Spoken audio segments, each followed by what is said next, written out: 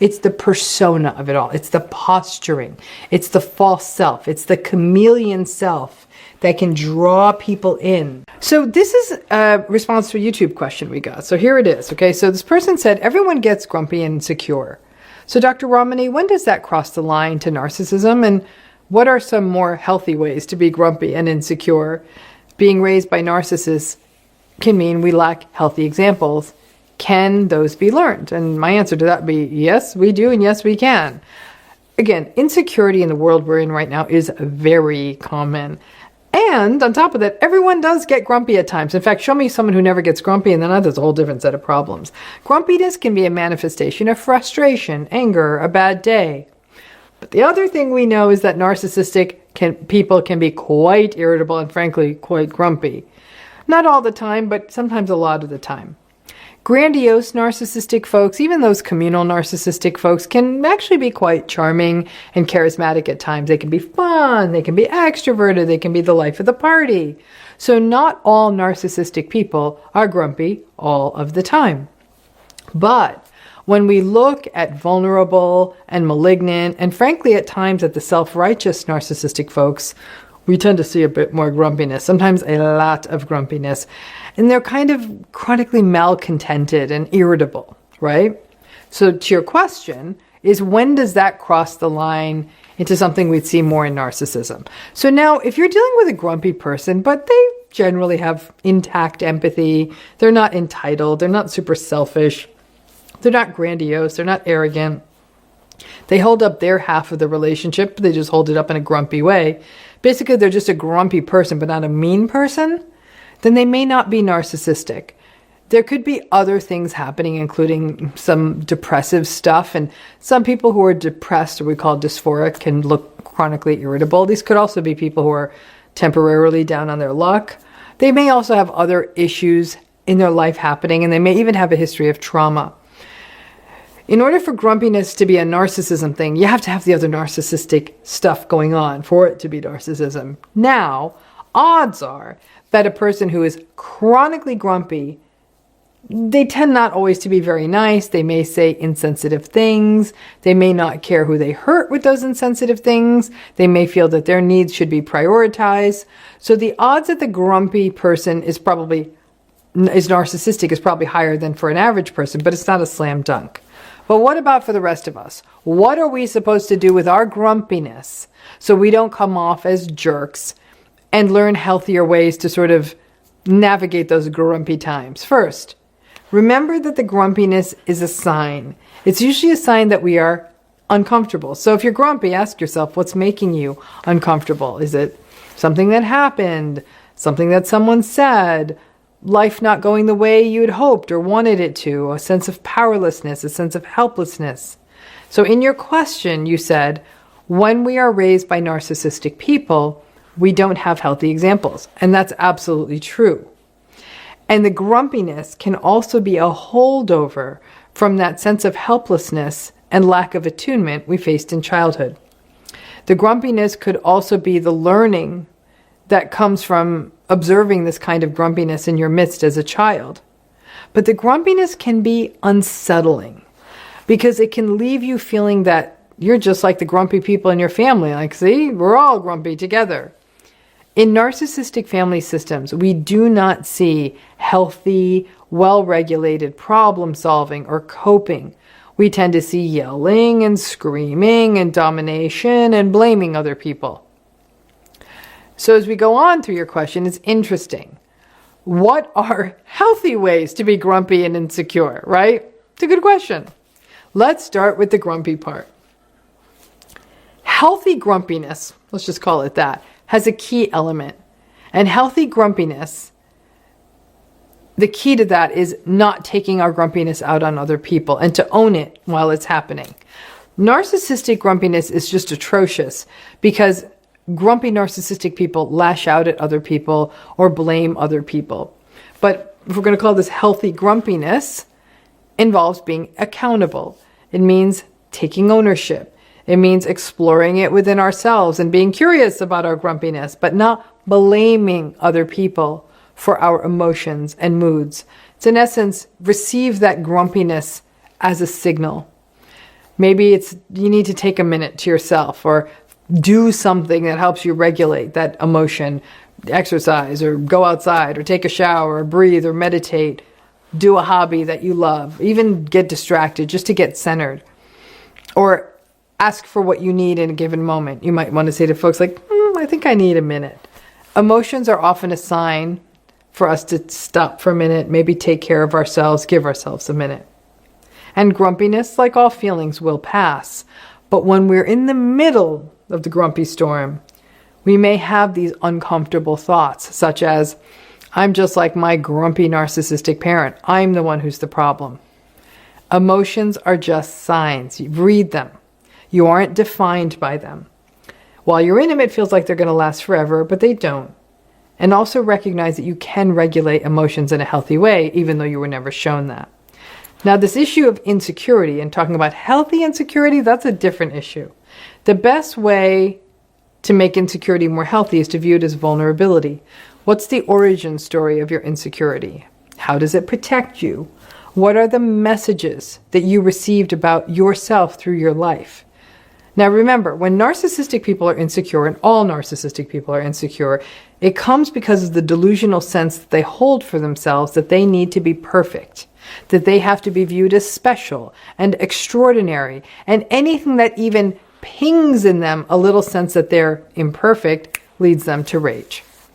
For people who are not narcissistic, our insecurities are not about not being perfect, but rather from often for many years being treated and being told as though we're not enough. From not being attuned to not feeling emotionally safe or validated. Lots of people don't get that when they most need it, which is as children.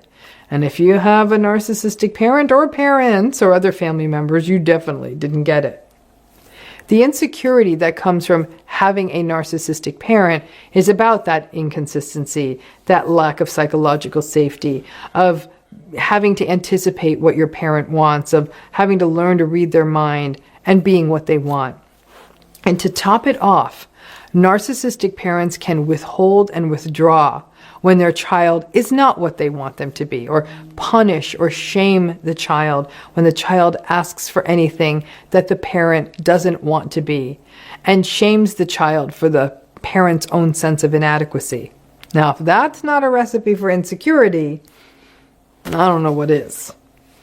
Insecurity is often a sign that we don't feel fully psychologically safe or seen, that we're in a state or in a place where we can't show up as our true selves, or that we don't quite understand who our true selves are.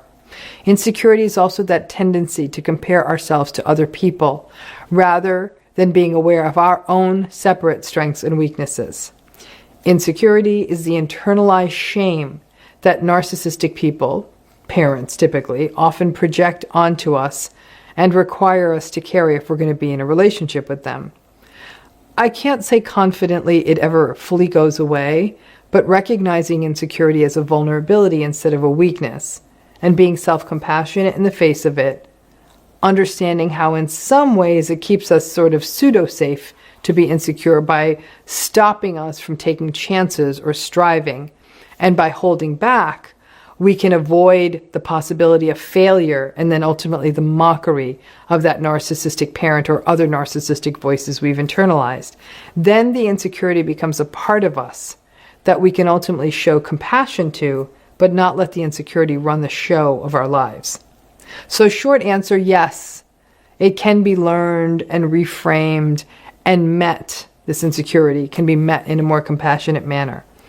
Now, stuff like social media and society at large are playing on all of our insecurities these days and all of our tendencies to lean into social comparison. But with critical thinking, we can also see that for what it is. It's not easy, but yes, all of this can be learned. Narcissistic parents, having narcissistic parents can be a stumbling block and a heavy weight to carry, but we can put these legacies down and unlearn the shaming, subjugated nonsense that they raised us on. So let's talk a little bit about how narcissistic people get authenticity wrong. So let me give you some examples here.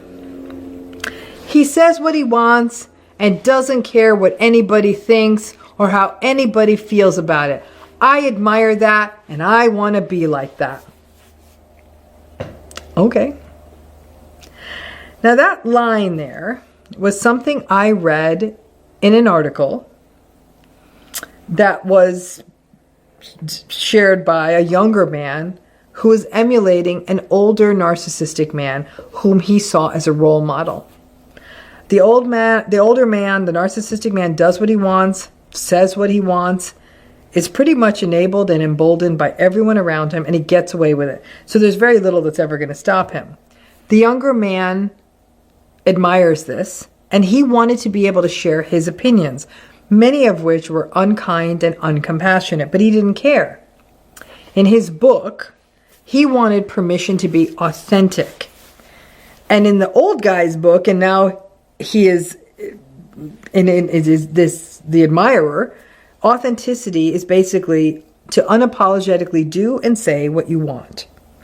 Now, I actually don't think that that's what authenticity is, or that's certainly not what the humanistic folks meant. But unfortunately, in a world where I am not necessarily sure that narcissism is on the rise, but in which the emboldening and the apologism and the enabling and the rebranding of narcissistic people, my recent favorite was reading something that was written about a psychopathic coercive controller. And the psychopathic person was just called complicated. Listen, you can put lipstick on a pig and you know the rest. Now, not everyone who spews hurtful, thoughtless BS is narcissistic. Some of them are just plain immature, insecure, want to stay anonymous. Some of them do want validation for being a straight-talking provocateur and all the likes and the followers they get from that and the influencer status and the goodies that come from that. It isn't clear if their unapologetic so-called straight-talking is necessarily paralleled with abusive treatment of other people behind closed doors. I don't know, because I'm not behind closed doors with them. But when this mindset is in a narcissistic person, I'm going to be authentic and say what I want, and I don't give a damn what other people think about me, is when it devolves into entitlement and a harmful lack of empathy. But all of this gets reframed as authenticity, and somehow that gives it some sort of shiny coating that really unkind behavior is brave and courageous. Because when this devolves into close relationships and personal relationships, this can get very messy and perhaps even confusing. I'm actually veering away and almost stopping and no longer really use the word authenticity because it has become so twisted by folks in the narcissism world. Now, used correctly and well with that humanistic twist for where it came from, to be authentic means to be true to the self, but that is predicated, that's based on knowing what or who your true self is. A lot of examination then theoretically goes into getting to an authentic place, and frankly, most authentic people do actually care what other people feel or think because they care about other people. But the word has become infected. And as I said, I avoid it because many a narcissistic person has said to me, speaking my mind is who I am. And I'm going to tell you this, folks, I'm too tired to argue. So I now tend to use words like individuation and give it a minute, and the pro-narcissism forces are going to take that word too, and I'll go find another. Now, the only position we really have in the face of all this pseudo-authenticity is discernment. If someone says, this is my truth, this is who I am, I say what is on my mind, and I don't care what anyone thinks, that doesn't mean you have to be a captive audience applauding their authenticity. Discernment means you can disengage, step back, critically listen, make a choice for yourself. If you were to say to this person, hey, I get that this is your truth, and it is hurtful for me to hear it, and you still hear, I don't care, it's my truth, that's not a red flag. That's a complete confirmation that what you are up against is some form of antagonism or narcissism. And that's when I'd recommend you start zipping up your proverbial suitcase and stepping back. You are not going to convince this person otherwise. And if you hang around too long, this person will gaslight you and characterize you as the problem because you are not comfortable with raw truth or with their raw authenticity. We are in a world where the more shameless, the more cruel, the more conspiratorial, the more outlandish, and the more dehumanizing the person behind the mic, the more money they make and the more likes they get. That doesn't make it authentic. That makes it incentivized. We are definitely at a time when we reward, financially and otherwise, people who just say what they want and don't care what people or groups of people they hurt. They get rich and the world polarizes further, which hurts all of us. If you can see it as less about authenticity and more about their attention-seeking rhetoric being rewarded, it starts to make sense. But your life is not a podcast. So when the narcissistic person in your life says or speaks in their abrupt and unempathic way, and they say that that's just them being authentic, you may even question yourself for a moment. You might say, well, I guess they are just speaking their mind and saying what's real to them. Isn't that authenticity? Not if they're not willing to listen to what's real to you.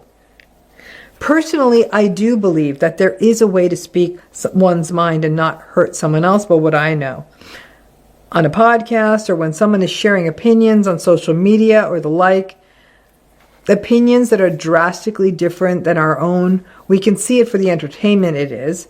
If we're grossed or out or offended by it, we can turn it off.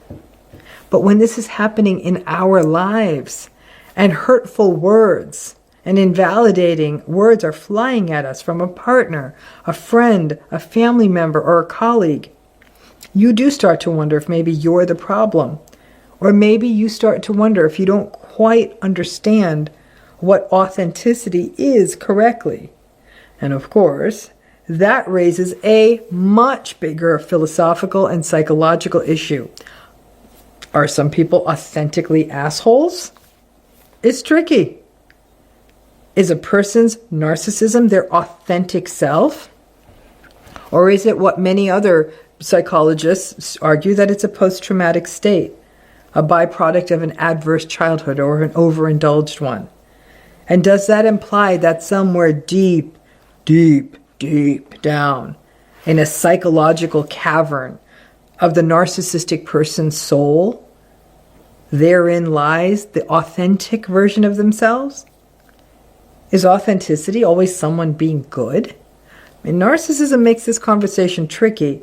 It may very well be, just as some people are authentically agreeable and some people are authentically conscientious, perhaps some people are authentically narcissistic or antagonistic all the way down. That they genuinely don't care if they hurt your feelings. They say what they want and they say what they believe.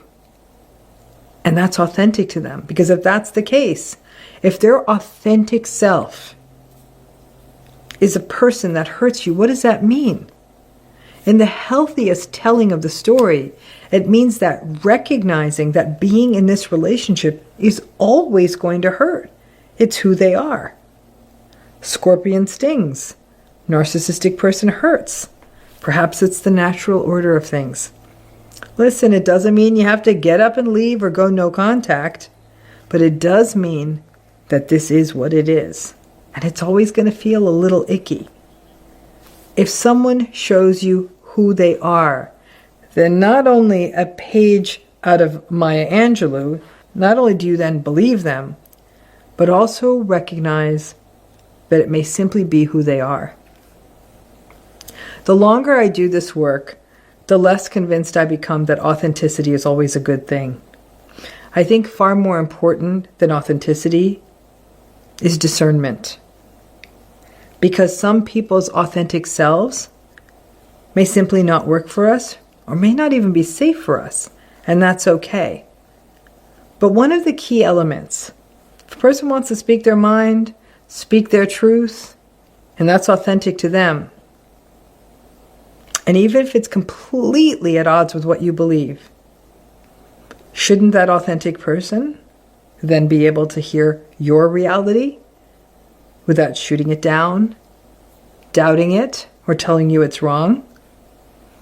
Authenticity is not a one-sided street. You can have your worldview. You're going to have to hold space for another. But in the world we're in now, when folks tell me that someone's authentic or they think of themselves as authentic, I sometimes get a little bit of a cringe. So, here's a question. Is the soft boy just a vulnerable narcissist in soft clothing? So, I'm old. So, I don't always know all the lingo and the new jargon. So, I'm a little new to this whole concept of the soft boy. But when I read it in an article recently, of course, you know I always research stuff, I damn near fell out of my seat because this entire soft boy thing sounded like the ruse for why people get into relationships with vulnerable narcissistic men and then step back and are confused as to how they got there. I have to give young people a ton of credit for lots of things. Like, I think we're very hard on young people. But I got to tell you, y'all come up with terms that capture stuff that we did not always have names for.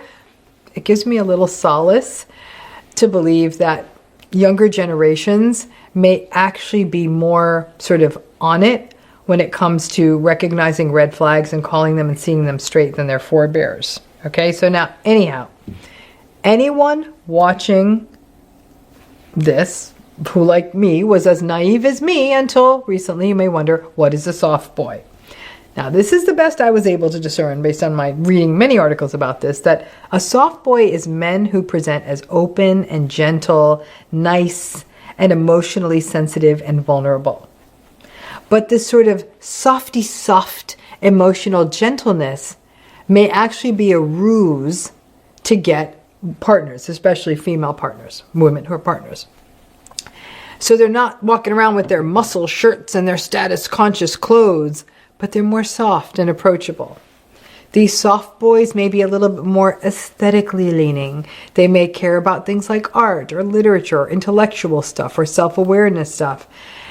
And it definitely can feel, especially for somebody who's having dating fatigue, like a real antidote to sort of sporty, aggressive, outspoken, mansplaining men.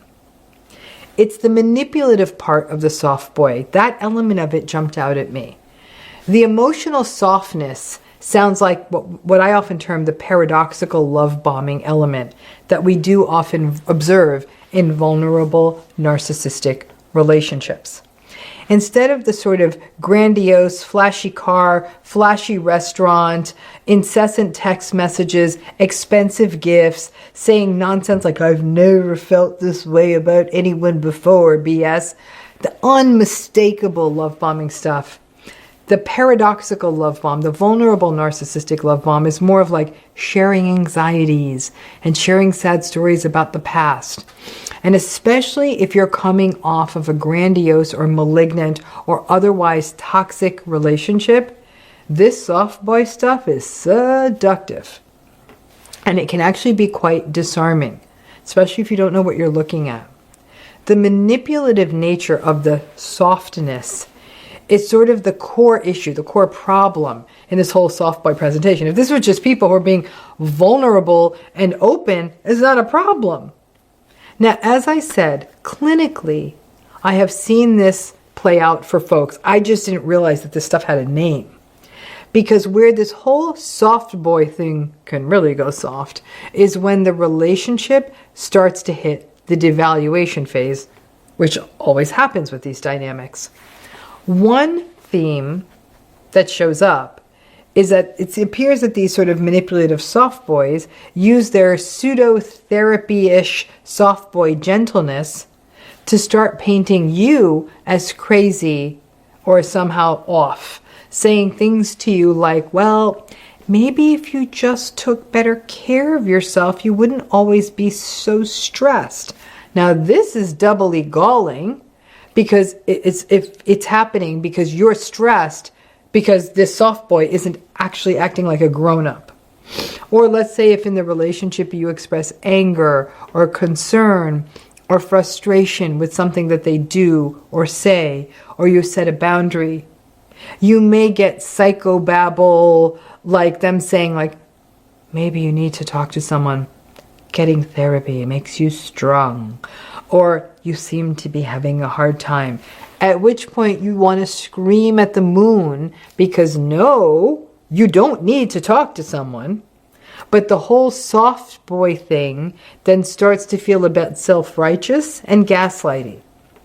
Then throw into there that the soft boy may be a person who may also be a person who may be embedded in toxic positivity stuff, like all that self-development nonsense.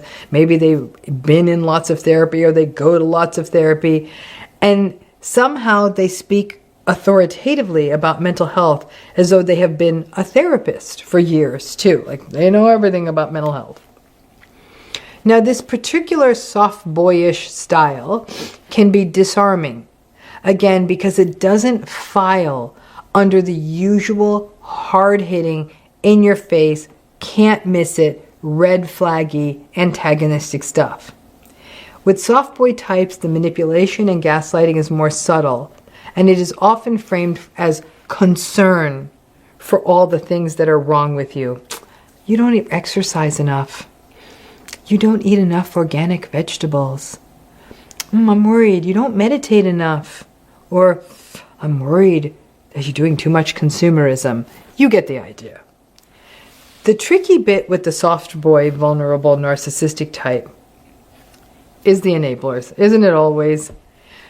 A lot of folks around you won't spy it. Maybe with you young folks they do, but in my age group they won't. In fact, the enablers may think that you're with a soft, gentle, nice man and wonder what the hell you are complaining about. And the soft boy may really not just win over the people around you, but on top of that, you may also second guess yourself.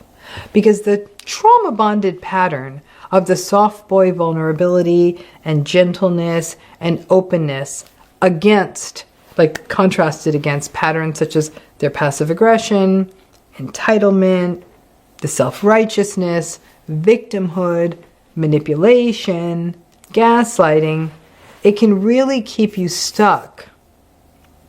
Since this pattern doesn't kind of conform, it's not consistent with garden variety narcissism. I get that the challenge raised by this whole soft boy thing is that this gentle persona, which is not at least ostensibly or in your face antagonistic, and may even feel like a counterweight to past betrayal or in your face grandiose narcissism, that this persona, though, it is just a persona.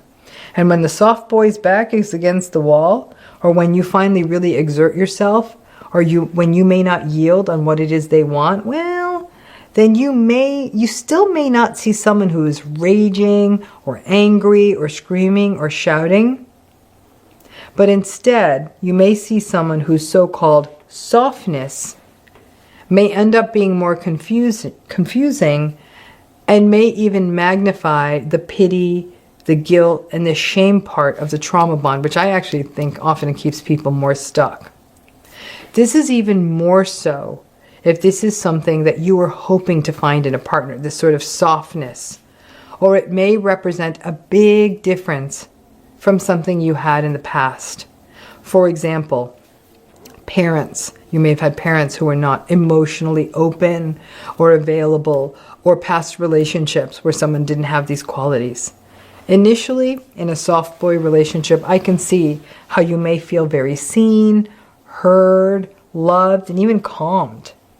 And the shifts that happen when you do express your true self in the relationship can take soft boy to manipulative boy.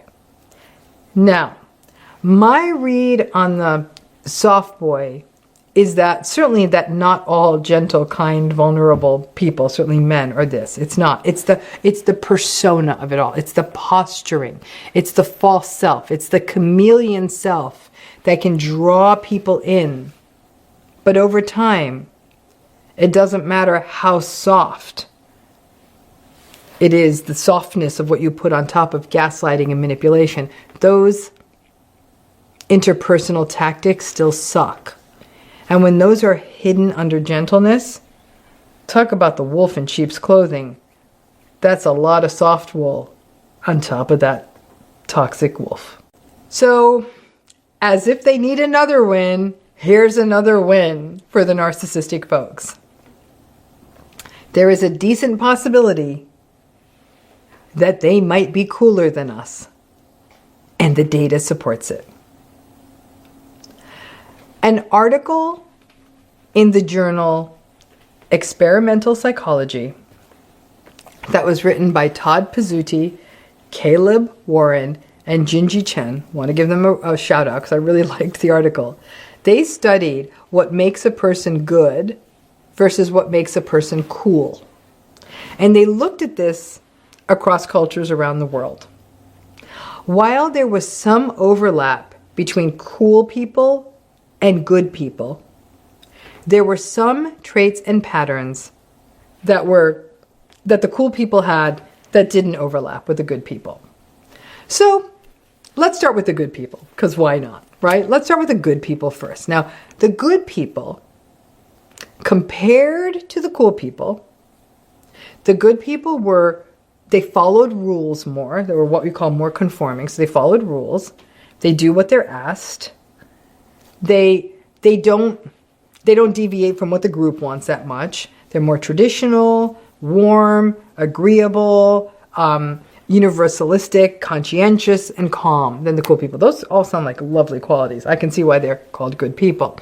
The idea of being universalistic means a person who believes that everyone should be treated similarly.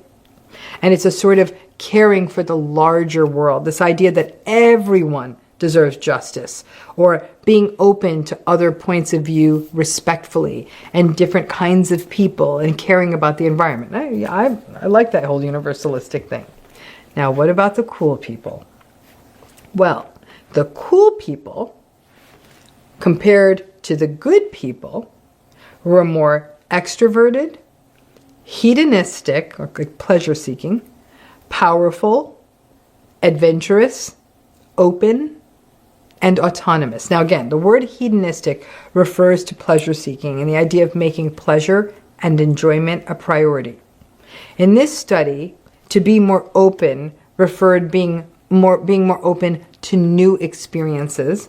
And by autonomous, these authors meant that these were people who do what they want, how they want, and when they want. Now, in this study, powerful referred more to the idea of having money and being able to tell people what to do.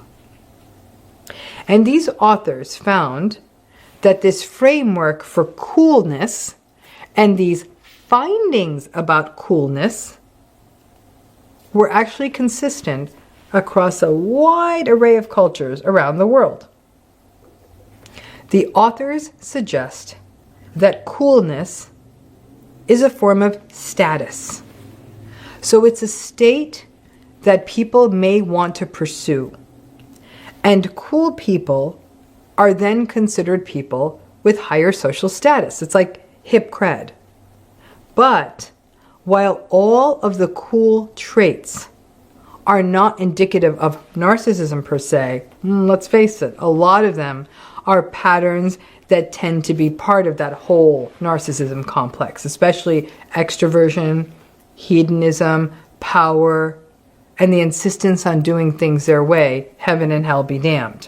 Now, these are things associated with narcissism that are not narcissism, right?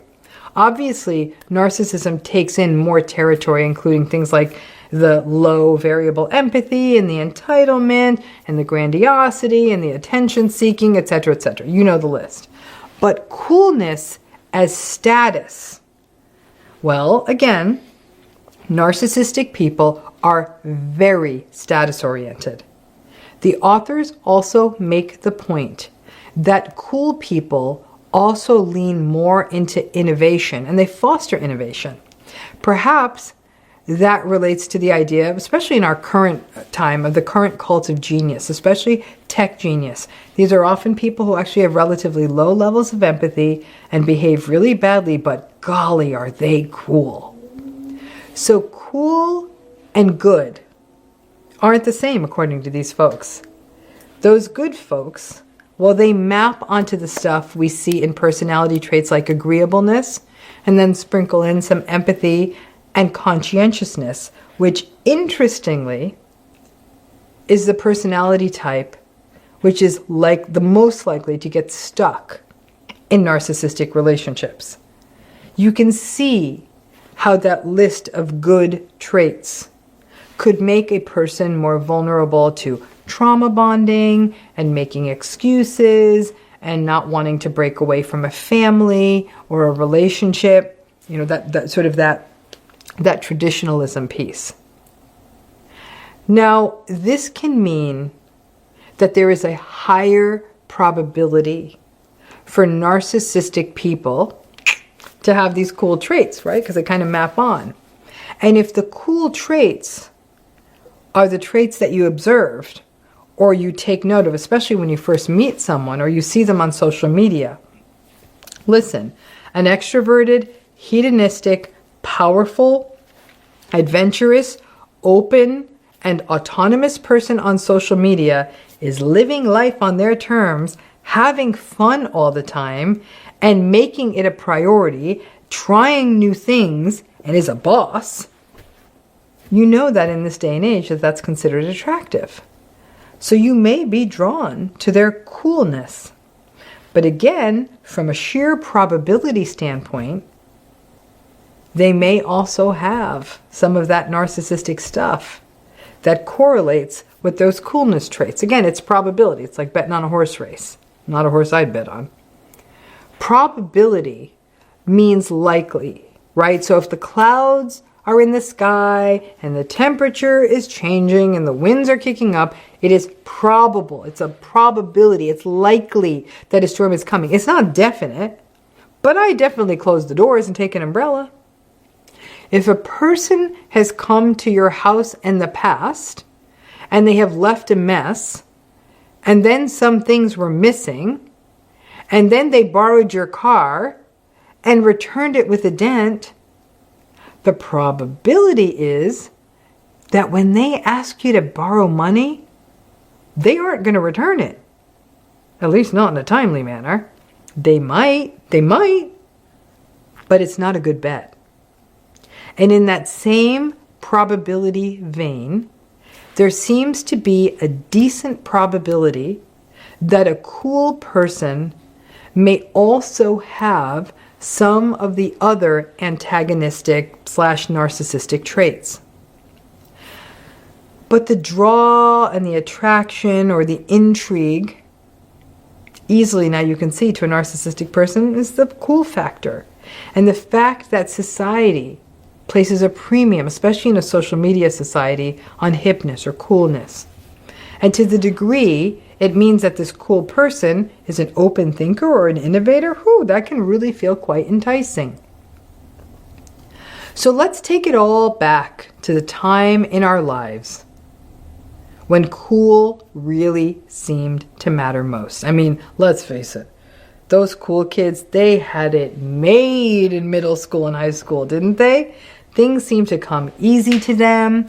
They definitely seemed to be having more fun. They had bigger groups of friends. They did cooler things. And stuff definitely seemed to go their way. I say this as a decidedly uncool kid during middle school and high school, and frankly, a pretty uncool adult. So I am introverted. I am definitely whatever the opposite of hedonistic is. I'm definitely open to other perspectives, and I'm adventurous.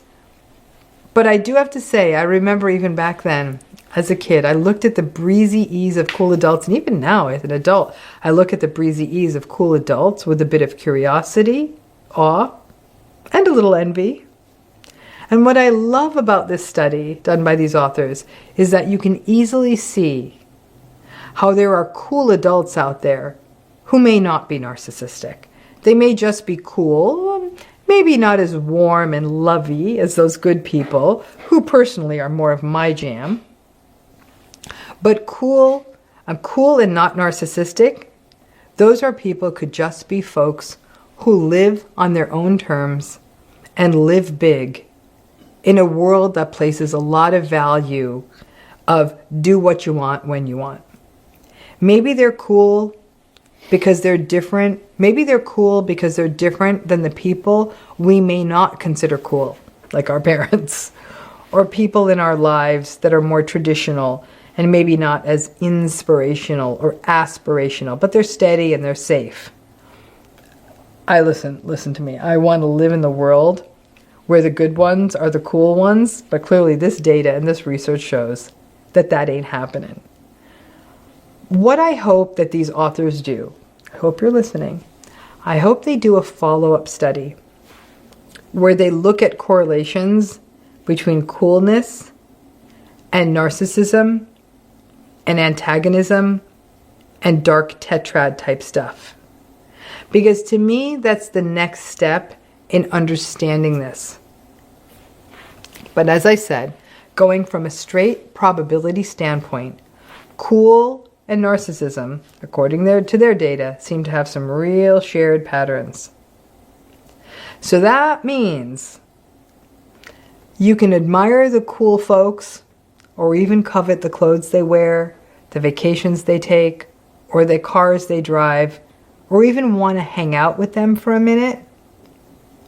But you may want to marry the good ones.